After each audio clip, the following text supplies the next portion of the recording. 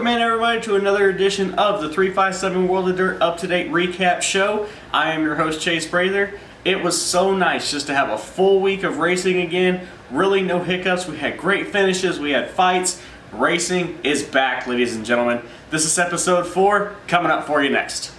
This video was brought to you in part by Joe P. Hauling. Need something hauled? Call me Joe P. You can contact him anytime at 660-651-8193.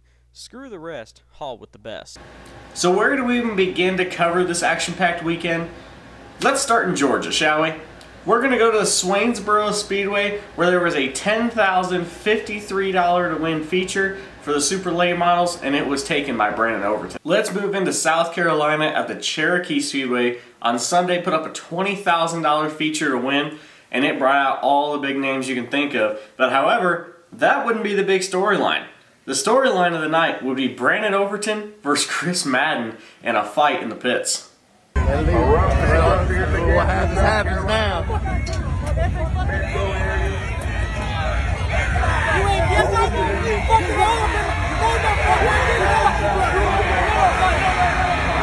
Let it happen. Settle it. Settle it.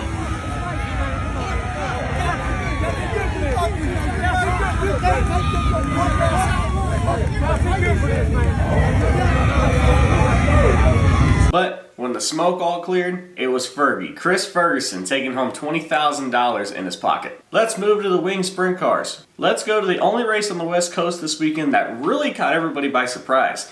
The Marysville Raceway Park announced on Friday that they are running Saturday for the Tyler Memorial 360 sprints. Still had a respectable car count. It was Tanner Carrick that eventually led all 25 laps, finishing out with a podium of Andy Forsberg and Dawson Hamas. Let's jump back to the East Coast. The Speed Palace. Port Royal Speedway opened their 2023 season with a 410 sprint car show, and it was taken by the mayor, Dylan Cisney.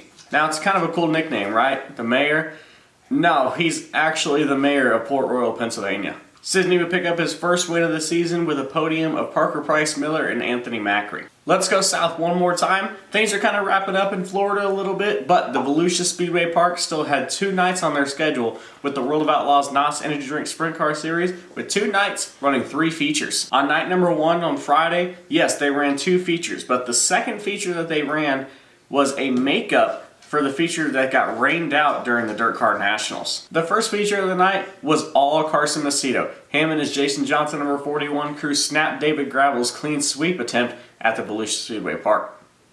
So after that first feature, what the Outlaws did was they went back to the lineup from the Dirt Car Nationals, and they ran a dash to figure out the top 8 starting spots, and then immediately went into a 30-lap feature. It was the Australian James McFadden starting on the pole, and he would lead every lap of the feature, getting his first win of the season after it took him almost a full season last year to pick up just 1 feature win. James McFadden also did a shoey in victory lane, and in my opinion, I know it's a tradition, I don't think you'll catch me ever doing that.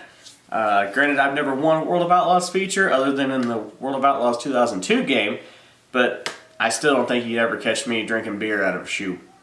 It was a pretty historic night for that win and that crew. It was Roth Motorsports' 100th feature win with the World of Outlaws Sprint Car Series. And it was also the first win for the Toyota TRD 410 racing engine program. And if you're wondering why I'm wearing a Danny Lasowski shirt, well, there actually is a reason. The first win for Roth Motorsports came up in New York with Danny Lasowski as the driver at the Land of Legends Speedway back in 1998.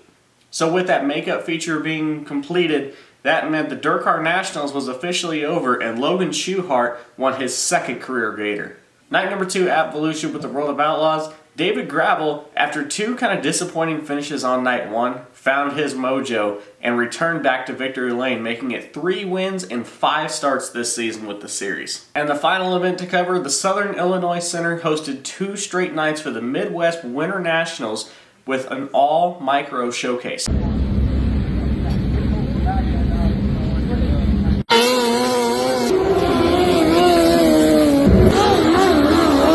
Only a couple big events to look forward to this weekend. The Marysville Raceway Park will hold their first points race featuring the 360 sprint cars, the crate sprints, and hobby stocks.